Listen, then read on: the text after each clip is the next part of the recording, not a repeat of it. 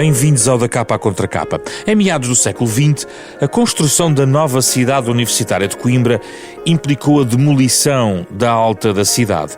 3.000 pessoas foram distribuídas por vários bairros da cidade dos estudantes, mas a memória dos habitantes da Alta, os chamados salatinas, permaneceu nas novas comunidades e vive hoje os momentos mais evocativos das últimas décadas. O que é que resta desse tempo de Coimbra? Que futuro tem este património afetivo da cidade? Para responder a estas perguntas, recebemos Rafael Vieira, autor do livro Os Salatinas, Coimbra da Saudade, e ainda Maria de Lourdes Dias, uma das sobreviventes salatinas do século XX. Muito obrigado, Rafael e Maria de Lourdes. Vamos falar sobre os salatinas. Rafael, nada como explicar quem são, ou o que foram os salatinas. Pode ajudar-nos? Claro que sim. Tem várias leituras, porque há uma parte da comunidade que saiu da Alta, isto são os salatinas, saiu da Alta de Coimbra e foi dispersa na altura da renovação daquele espaço pelo Estado Novo. Uma renovação forçada. Só que há outra comunidade que ficou na Alta remanescente, que não foi destruída, e essa comunidade também, a eles próprios também se chamam salatinas. Ou seja, o Salatinas foi uma comunidade que se dispersou pela cidade de Coimbra e levou a própria cidade que crescesse. Portanto, os salatinas são as pessoas que foram desalojadas desse espaço físico da cidade de Coimbra. É isto? É, exatamente.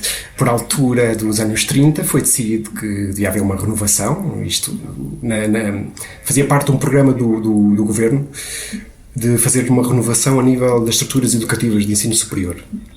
Tanto assim como foi feito o Instituto Superior Técnico em Lisboa e também pela sua simbologia, pelo seu papel importantíssimo para o ensino superior português da Universidade de Coimbra. Escolheu-se um espaço da Alta de Coimbra que era simbólico, porque foi ali que surgiu a primeira universidade, com Dom Dinis, a primeira universidade que veio de Lisboa, em 1308, centrou-se em Coimbra, ao lado do antigo Palácio Real, na altura desocupado. Só que esta decisão de colocar esta nova universidade, esta nova visão educativa, chocou com quarteirões, com pessoas que moravam ali, e pronto, este conflito levou a que essas pessoas fossem afastadas.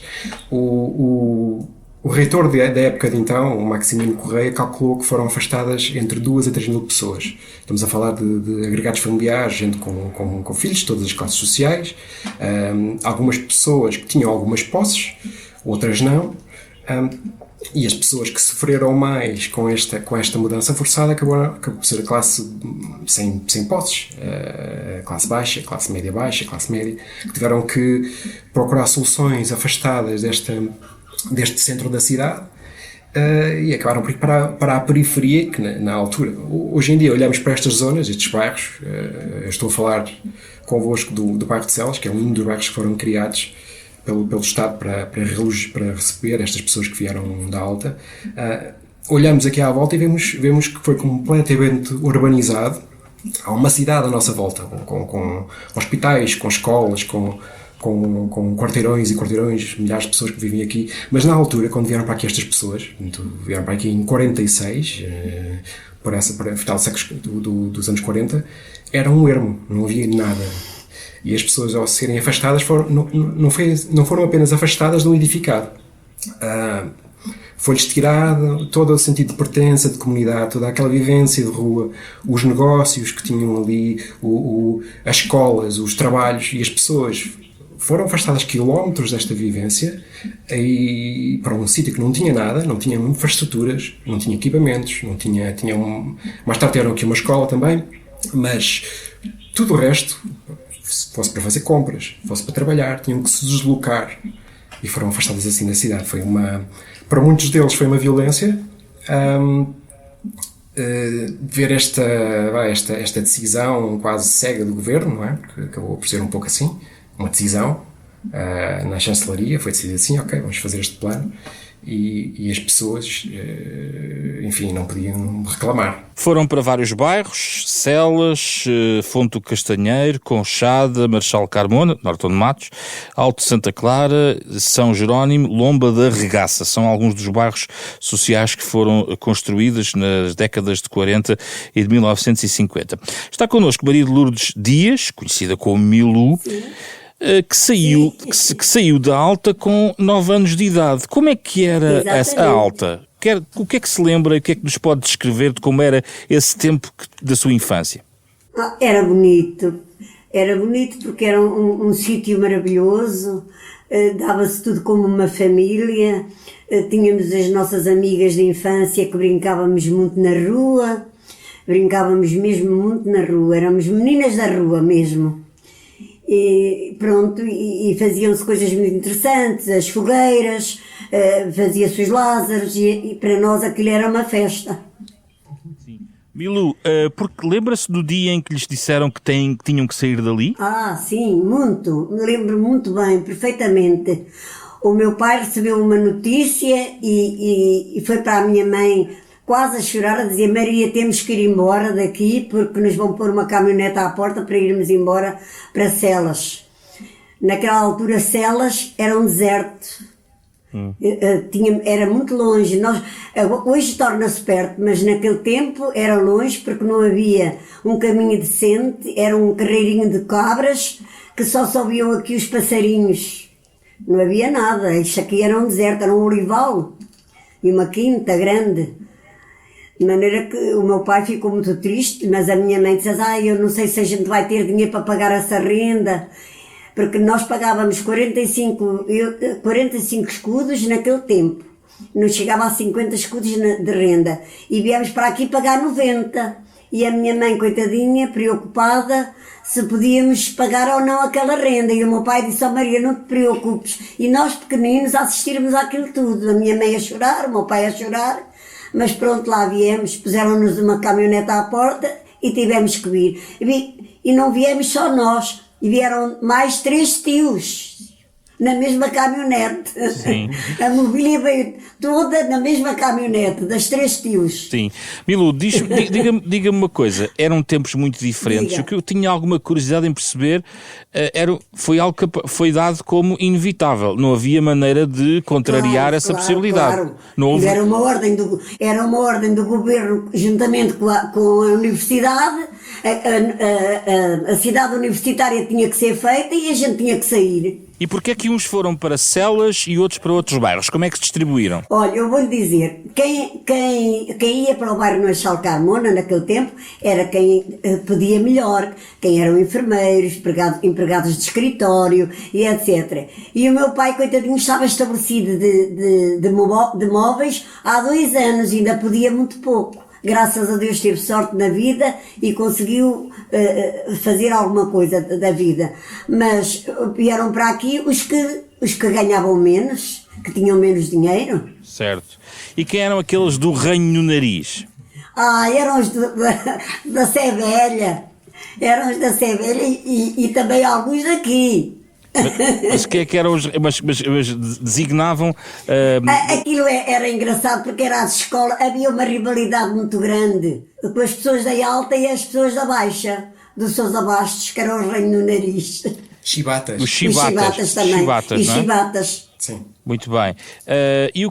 Mas foram, portanto, para vários bairros diferentes e, no fundo, Sim. cortaram a comunidade em vários pedaços, é isso? Sim, foi o que nós trouxemos as ideias todas lá de cima, que era habitual para aqui, não é? Sim. Era normal a gente trazer as coisas que fazíamos lá, fazíamos aqui. Certo. Mas daí em diante houve gente que se afastou ou a ideia de terem vindo todos do mesmo local permaneceu uma comunidade unida? Como é que os salatinas continuaram? Permaneceu uma família. Éramos uma família. Uma família. Em vários bairros? Em vários bairros, exatamente. Então, e como é que mantinham esses laços? Festas? Mantiveram as Olha, festas? O que é que mantiveram? Quando fazíamos festas aqui, eles vinham cá. E quando eles faziam lá, nós íamos lá. também. E qual é a mais antiga tradição salatina que se lembra? Havia alguma coisa que é mesmo do tempo dos seus pais ou Olha, algo? mesmo do tempo dos meus pais, os Lázaros. O que são os Lázaros? Era uma coisa muito bonita. Hoje é feito pelo rancho da universidade, mas naquele tempo eram as pessoas que vinham das aldeias. O que são os Lázaros? Os Lázaros é um passarinho. O significado dos Lázaros é um passarinho com umas penazinhas feito em farinha e as penazinhas coladas fazem um passarinho. Fala ao hospital. Pois era o Hospital dos Lázaros. Muito bem, porque ao princípio eram os doentes que os faziam para fazer dinheiro, não era? Exatamente. Muito bem. Mas também havia aí uma doçaria, que eu sei, pastéis de Santa Clara. Uma doçaria, mas havia os bananinhos, não era? Isso eram os bananinhos feitos pela minha falecida avó. A minha avó fazia os bananinhos, mas nós só queríamos era comer, mas vê-los fazer nunca queríamos ver. Não, Por isso é que eu não sei a receita. Não passou a receita na família, pois não? Pois não, coitadinha, mas olha que ela ensinou-nos a fazer tudo, a fazer renda, a fazer malha, a fazer tudo. E só não nos ensinou a fazer os bananinhos. Certo, e depois mas mantiveram essas tradições e foram criando associações ao longo dos anos, não foi? Sim. Como é que temos isso, uma associação como é que isso processou? Quer explicar? Que é a única cá no bairro, não é? Só temos aquela associação. Tínhamos um clube, mas o clube está muito degradado e a Câmara emprestou-nos uma casa para fazermos a associação. E o que é que fazem na associação, desde sempre? Várias coisas, olha, fazemos o festival de sopas, fazemos o dia do vizinho, fazemos o que mais? Os Lázaros, os Lázaros, o dia do vizinho, o Magusto, fazemos assim várias coisas. E fizemos os salatinas. E já fizemos as fogueiras, mas como isto começou em obras, nunca mais pensámos nisso. E a Associação das Marchas também. E eu, mais uma prima minha, é que fizemos as marchas do bairro de Celas. Muito bem. Agora gostava que o Rafael me explicasse um pouco esta divisão em vários bairros. Havia alguma discriminação social, económica entre eles? A Milu já explicou um pouquinho isso. E gostava de saber se manteve a unidade de tradições de bairro para bairro, porque foram vários bairros e se calhar era mais fácil manter as tradições em Celas do que estar constantemente a juntar todos os bairros. Como é que isso foi processando ao longo dos anos? Era verdade. Era mais aqui. Sim, pronto. Perguntou inicialmente que, em relação aos bairros, à divisão. Pronto, aqui é claramente uma segregação por desenho, ou seja, os bairros foram desenhados de forma a que acolhessem, isso reflete-se tanto nos equipamentos que foram criados na altura. O bairro Norte de Matos foi criado, na altura Marechal Carmona, foi criado com mais equipamentos. Porque eram as pessoas que tinham maior capacidade financeira, porque as rendas eram mais caras, as casas eram maiores, tanto este bairro como o da Comiada. Já no bairro de Celas e do Fundo de Castanheiro, as casas eram mais pequenas e as rendas eram mais baixas. Ou seja, houve aqui uma segregação por desenho para separar as pessoas de classes com menos favorecidas, que eram as que tinham menos capacidade financeira para pagar rendas mais altas, e foram para o Fundo de Castanheiro e para o bairro de Celas, onde estamos agora a falar convosco. O bairro de Torta de Matos tinha maior capacidade financeira. Além disso, tinham renda resolúvel, ou seja, ao fim de 25 anos de renda paga, os proprietários, portanto, os chefes de família, os agregados, ficavam com essa casa. E isso não aconteceu no bairro de Celas e no bairro de Fundo de Castanheiro, o que leva à segunda parte da pergunta. Como as pessoas não podiam ser donas, ser proprietárias da casa que estavam a ocupar, tanto no bairro de Celas como no Fundo de Castanheiro, as tradições prolongaram-se porque não houve uma alteração da comunidade. A comunidade manteve-se sem quebras, porque passou à geração da Milu, depois à geração seguinte e terceira e quarta geração que ainda se mantém aqui no bairro. Não houve a diluição como houve noutros bairros, porque as pessoas ao verem-se ao fim de 25 anos na posse da sua propriedade, entretanto a propriedade foi vendida, foi cedida a herdeiros, etc. Pronto. E diluiu-se a comunidade. O bairro de Celas tem algumas características mais interessantes ainda do que os outros, não desfazendo o interesse dos restantes bairros, mas este bairro aqui é especialmente interessante porque, além de ter sido desenhado pelo arquiteto Coutinho Telmo, que toda a gente vai relacionar, claro, com o padrão de descobrimentos, a colocação de Lisboa, foi ele também responsável pelo desenho, pela parte urbanística da Alta. Era ele que estava à frente da Comissão de Obras. da Alta aqui de Coimbra. Ele desenhou o bairro e o bairro acabou por ser uma pequena alta, porque tem um ponto central, uma praça, tem as ruas que irradiam desse centro e estas ruas foram receber o nome que tinham na Alta. Então, as ruas que foram destruídas na Alta e aqui foram renomeadas com o nome das ruas que existiam antes lá. Ou seja, aqui criou-se um polo de continuidade, de uma pequena alta que foi criada, eu falo disso do livro As Pequenas Altas, e que permitiu que houvesse esta continuidade nas tradições. Milu, há pouco estava a dizer que, bom, eles colocaram uma caminhonete à porta e nós tivemos que ir embora. Foi isso que a Milu nos contou, não foi? Não é? Mas explique-me só uma coisa. O livro fala um pouquinho disto, que é, durante o Estado Novo, fala aqui da ideia de que as mágoas eram sussurradas, ninguém falava muito sobre isso. Como é que elas foram geridas no momento em que a liberdade de falar e, se calhar, de protestar era quase impossível? Como é que foi sentido nesse tempo? Olha, eu vou-lhe dizer uma coisa. Quando o meu tio ia à Alta, o meu tio mais velho, que morreu com 98 anos, esse meu tio vinha, sentia-se muito mal e a minha tia estava sempre preocupada, com medo que ele desmaiasse e não tivesse ninguém ao pé, porque o meu tio sentia tanta saudade daquele sítio, que se sentia sempre mal sempre que lá ia. Certo. E muitas pessoas tinham muitas saudades daquele sítio. Iam lá várias vezes? Iam lá várias vezes ver. E sempre... chegaram a ver as demolições, iam ver as demolições. E houve gente que nunca mais quis lá voltar? E houve gente que nunca mais lá quis voltar. Tem razão. Houve um senhor aqui no bairro que tinha casa própria, com 3 andares, nunca lhe deram a indemnização e sabe o que é que ele fez? Então. Matou-se. Mas antes do 25 de Abril, ou seja, no tempo de Salazar, por exemplo, e Marcelo Caetano, as pessoas comentavam menos essas saudades que tinham, ou havia algum receio de falar sobre isso? Comentavam, não tinham problema nenhum, comentavam.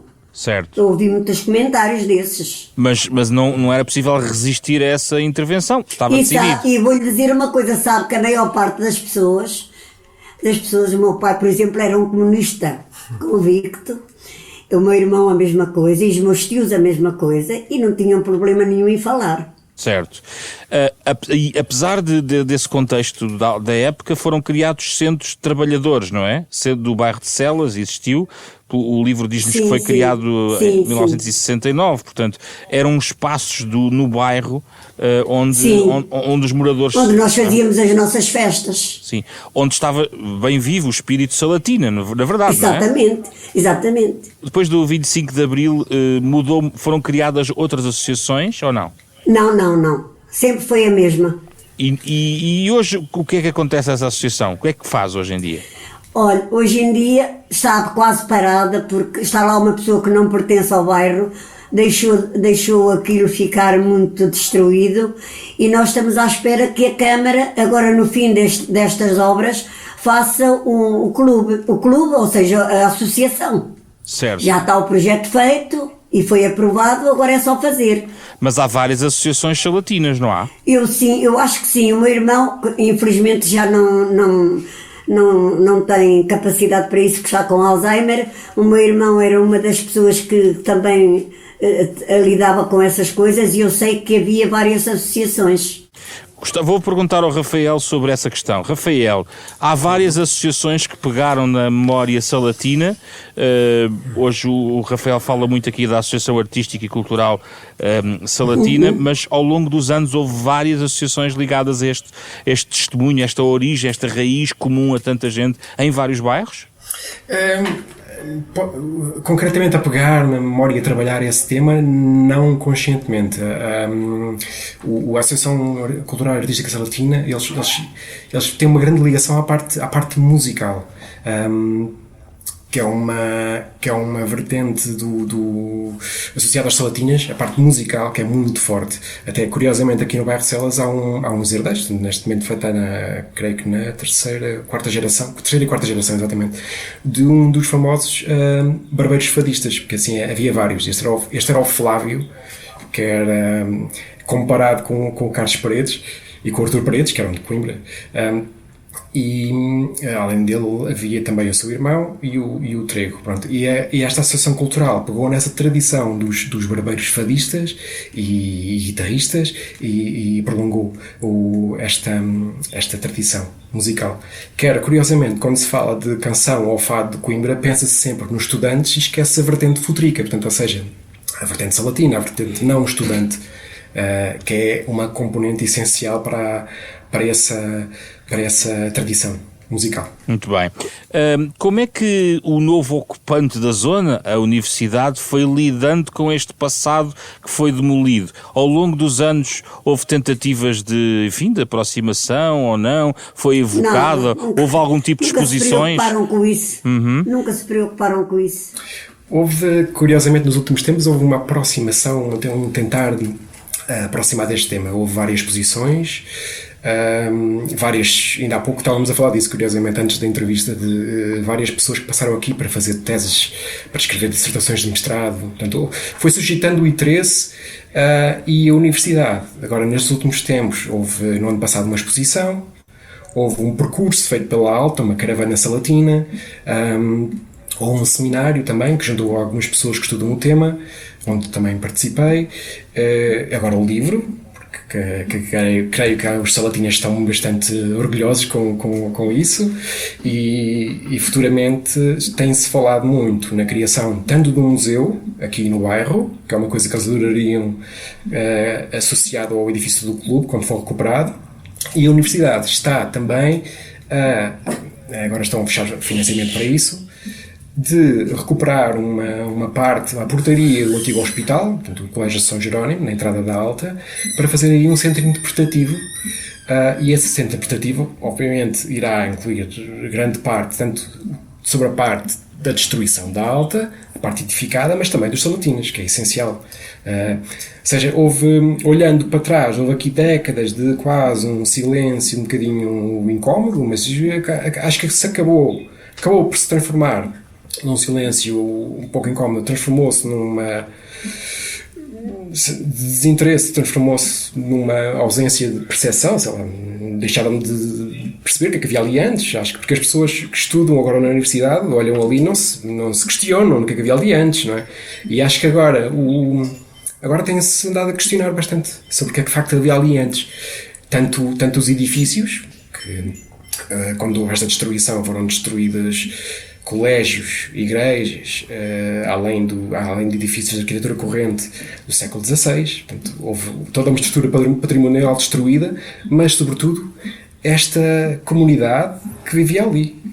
Sim. Uma pergunta, uma dúvida.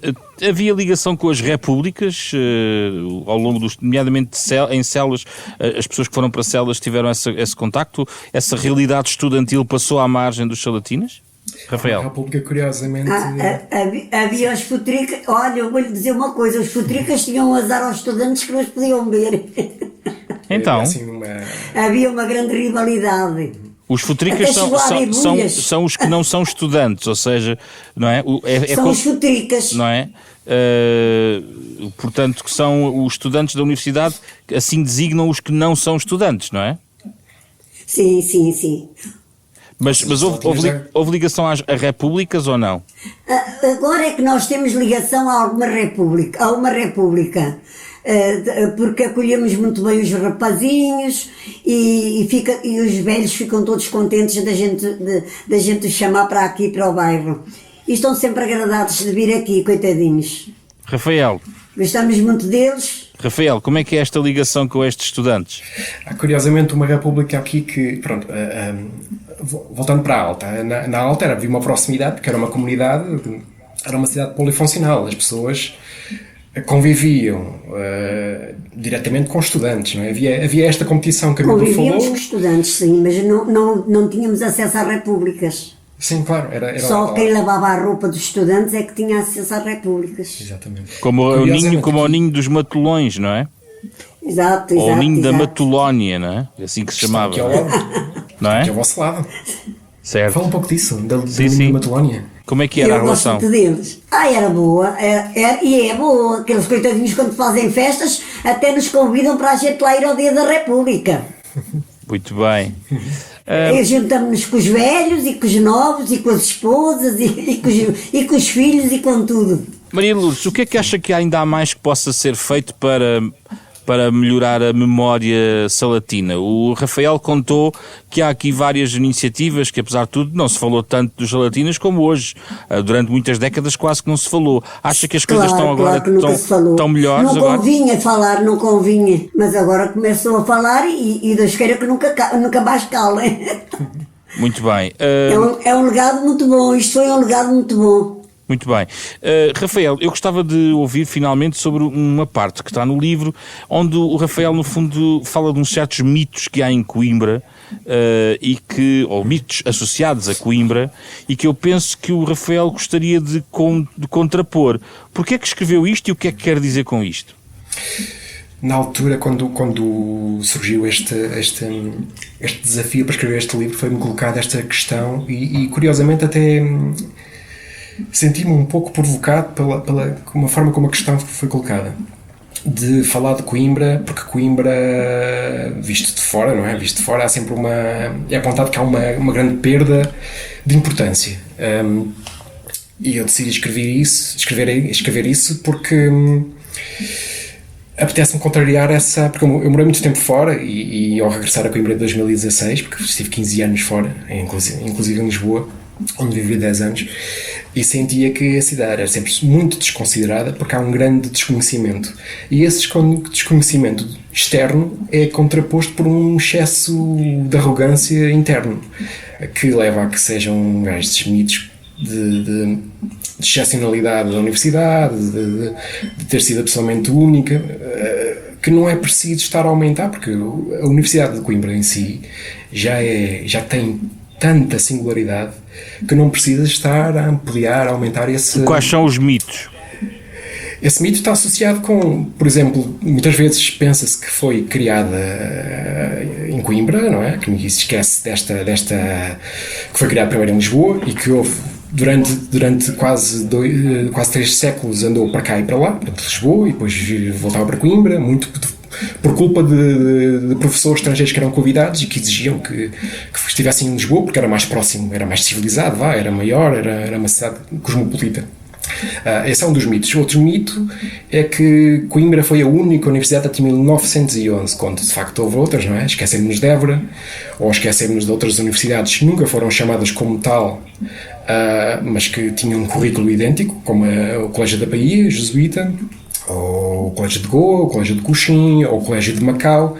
Esse sim, que pela comunidade macaense é chamado da primeira universidade da Ásia, que é curioso. Pronto, esse é outro dos mitos relacionados com a universidade. Porquê é que o Rafael diz que Coimbra é mais atraente como uma lição que não é apenas do passado, e escreve também que Coimbra não tem mais encanto na hora da despedida, tem-no à chegada e sobretudo na permanência? Sabe que uma coisa que as pessoas de Coimbra fazem muito, isso tem-se vindo a perder, mas era muito habitual e ainda se mantém muito como hábito de férias, é ir até à Figueira. A Figueira Banhos. Portanto, as pessoas tinham mais posses, tinham sempre um apartamento na Figueira. Iam para lá fazer as férias grandes, em junho, julho ou agosto, e depois também iam noutras alturas, como a passagem de ano. E eu ia com os meus pais, tínhamos uma casa alugada, porque não tínhamos posses para mais, e quando eu voltava, chorava sempre ao chegar a Coimbra. E eu cresci a ouvir essa frase do que é melhor, que a despedida é mais especial, e não, eu achava sempre o contrário. Não, é à chegada. Eu percebo que está sempre associado com Coimbra ter ser uma cidade de estudantes e que as pessoas, ao sair, depois de feito o seu curso, e ao crescer, vão sempre recordar, ok, aquele momento que passei a estudar em Coimbra, aquela que é a minha memória mais especial. Mas eu vejo que a chegada, e imagino que do ponto de vista de um caloiro, quando chega a Coimbra para estudar, eu acho que esse sentimento de chegada, de perceber o que é que a cidade oferece, perceber a riqueza patrimonial, social que Coimbra oferece, que é absolutamente extraordinária, acho que esse momento é muito mais deslumbrante, é muito mais contagia muito mais a pessoa que chega.